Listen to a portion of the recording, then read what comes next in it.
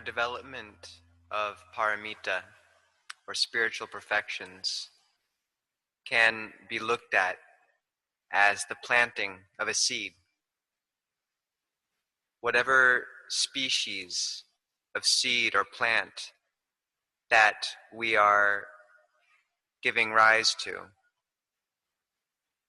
whether it be a mango, a jackfruit, a sal tree, whatever sort of species we are planting in this seed, we can see that just one seed, one small beginning, is enough to give rise to an enormous tree.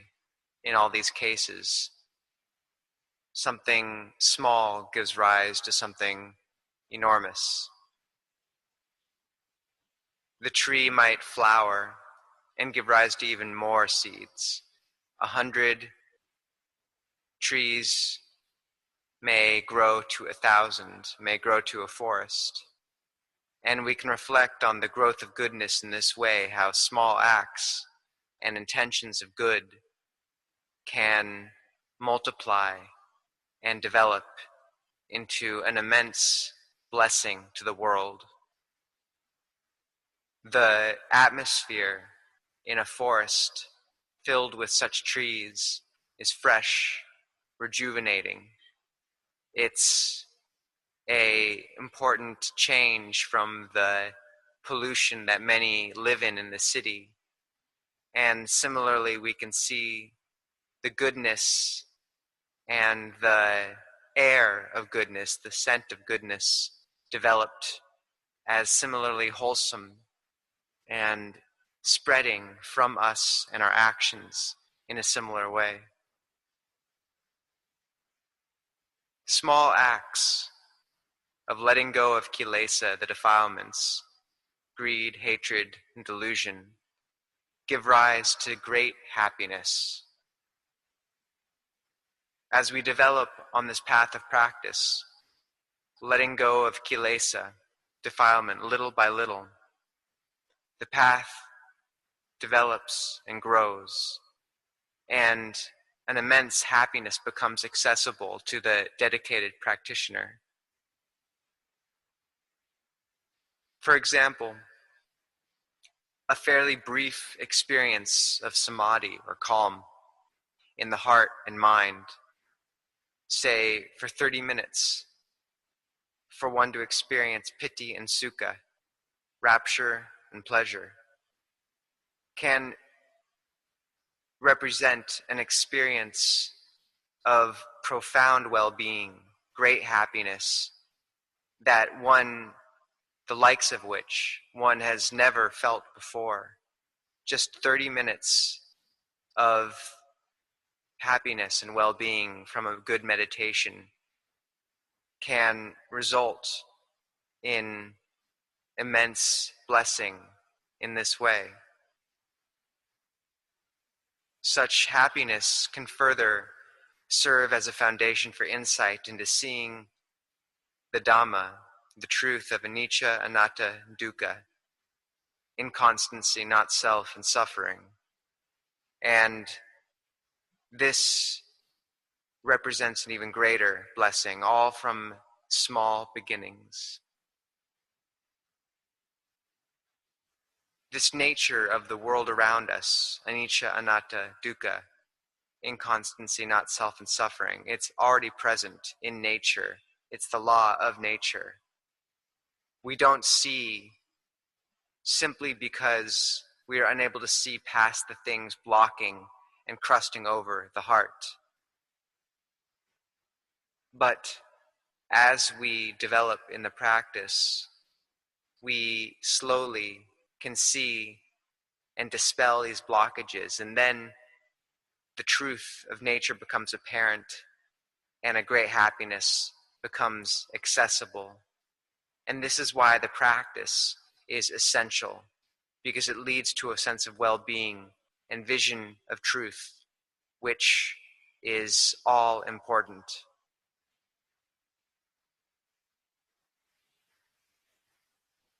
As we grow calm and wise, we learn to become sensitive to the experience of suffering in the heart.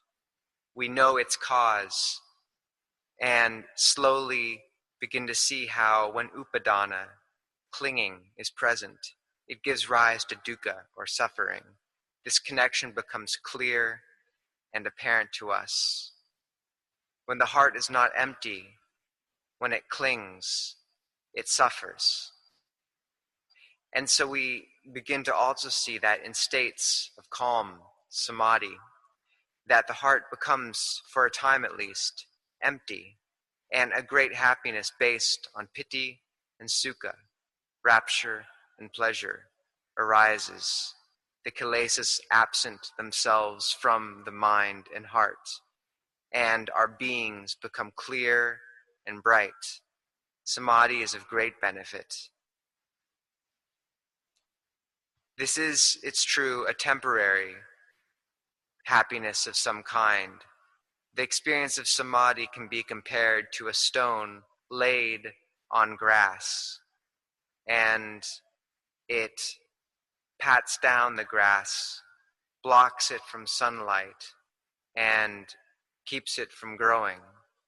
However, the kilesa are still present deep down, and when the experience of samadhi fades, they will come back. Yet nonetheless, such experience and such a quality of lucid calm is not to be underestimated, as it's a very powerful boon in its own right and gives rise to miraculous results. It's a small practice, in a certain sense, these intentions to develop the meditation, yet it gives rise to great things, just as one seed can birth 100 trees, 1,000, 10,000, a whole forest. It just takes time. So this practice over time, even though the acts of letting go of defilement may be small and moderate, gives rise to great benefit. For this reason, we should not underestimate effort made on the path. Even one night spent in effortful practice can be more valuable than 100 years of life devoid of practice. Such a life lived over a long period but with no effort towards development in the wholesome may be lived completely in vain, with no benefit to everyone. However, as we develop the path, we begin to see the drawbacks of misconduct in body, speech, and mind. And this insight can be compared to our increasing insight now during this time of COVID-19, the pandemic, into how a virus spreads around the world and what we have to do to protect ourselves. We wear masks or we don face shields. We put into effect various protective measures, all for the sake of protecting ourselves from the illness. And we can reflect that even though vaccines may eventually be developed for this, that other pandemics will also eventually come. It's the nature of such things. Similarly, the infection that we have most deeply in us is the kilesa, defilement, greed, hatred, and delusion. And these are always here. We might reflect and wonder why we were born during this time. We might feel sorry for ourselves. But we should not. We should recollect that this is our karma. No one made us have to take birth during this period. It was the result of our past action. And yet, one with wisdom dedicated to the path of practice can exist and even thrive, even in these conditions, even in this time of disease.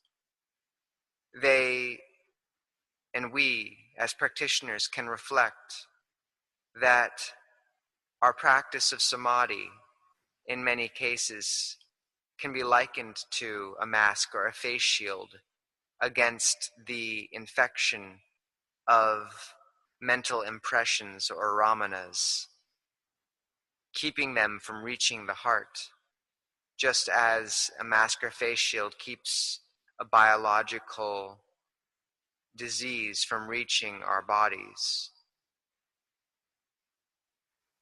When dislike and anger come up in the mind, when greed arises, if we have a degree of lucid calm, samadhi, then we can simply know these mental impressions and let them go.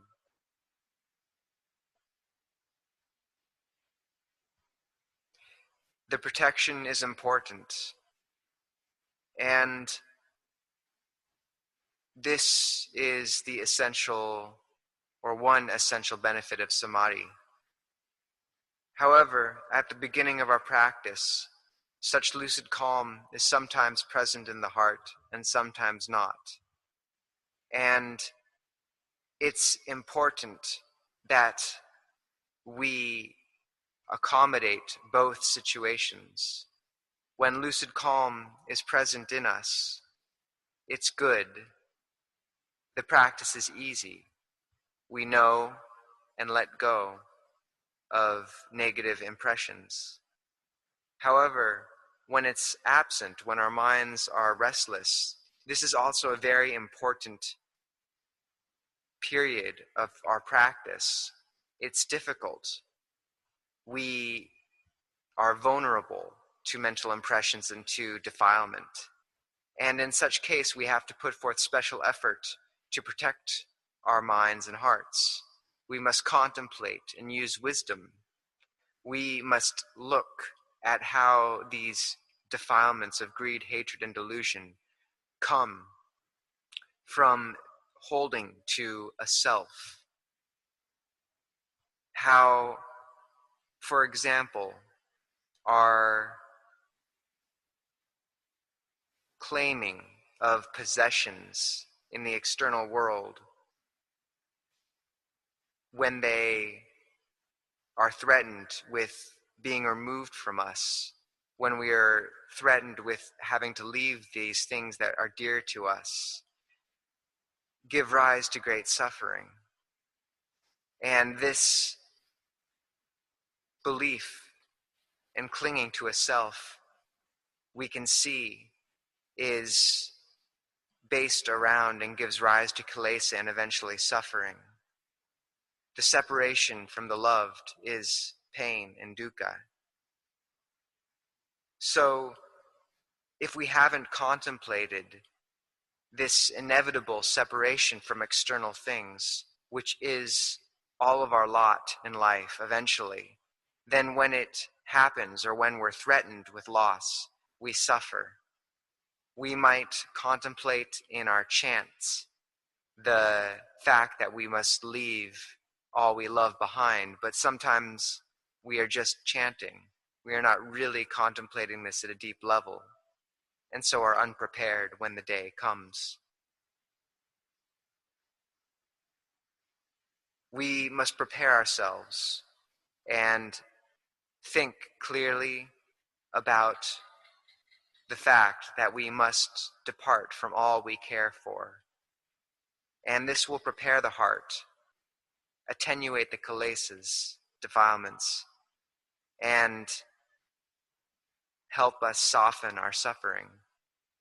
We can look at external possessions this way, and also the body itself, as it too is of the world and will eventually be taken from us.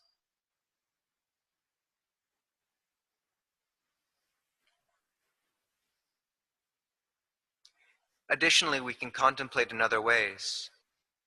We can ask ourselves if we are the only ones suffering. We can ask ourselves if our suffering is greater than others.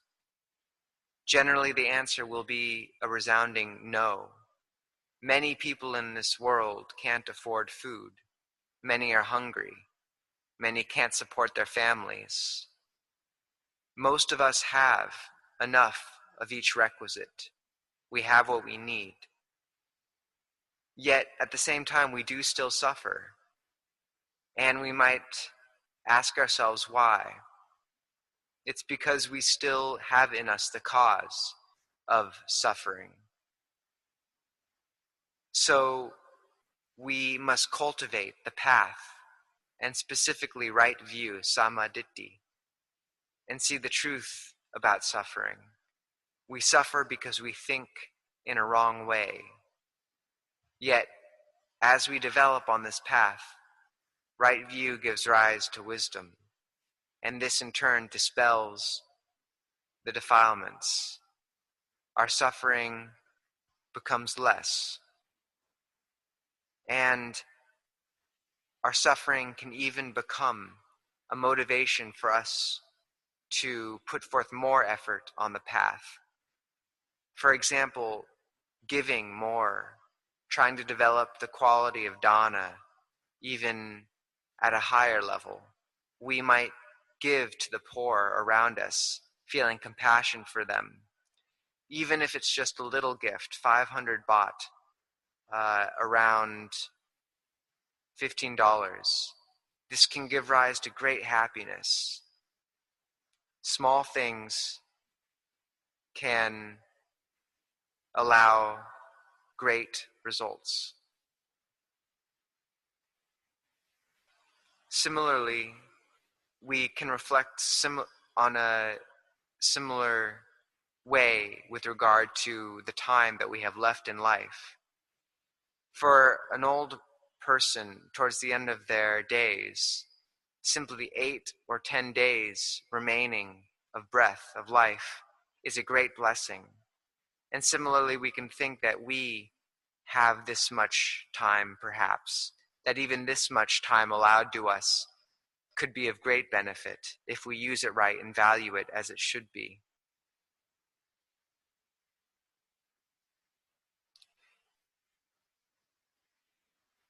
One who's hungry and has only the most basic food, say a box of milk, might drink that box of milk but save a second box for another, reflecting that they have enough but want to make sure they have something to give. And such actions of knowing enough and knowing what is enough, being content, and therefore having more to give is greatly praiseworthy and gives rise to great happiness. This is important as a reflection for all practitioners, but is especially essential for the monks. Luang Por Cha spoke again and again to the importance of the monks' sharing, of giving. The laity provide requisites for us to live on. They put forth great effort gathering and earning enough to purchase food and other requisites, and they give them to the Sangha. And the monks are obligated to use them well and also to share such happiness, not to take it all for oneself or to get lost in one's defilement around it and greed around it. If a monk does this, if they allow themselves to give into greed around the given requisites, it's a very bad thing. The chitta, the mind, falls. And Luang Por Cha reiterated this point time and again, more than almost any other.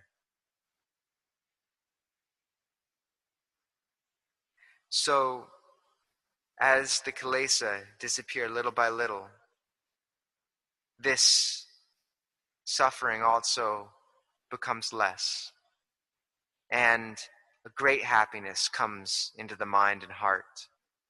Loving kindness develops. And this path eventually leads to enlightenment or nibbana. So I wish all present the best of luck in developing on this path.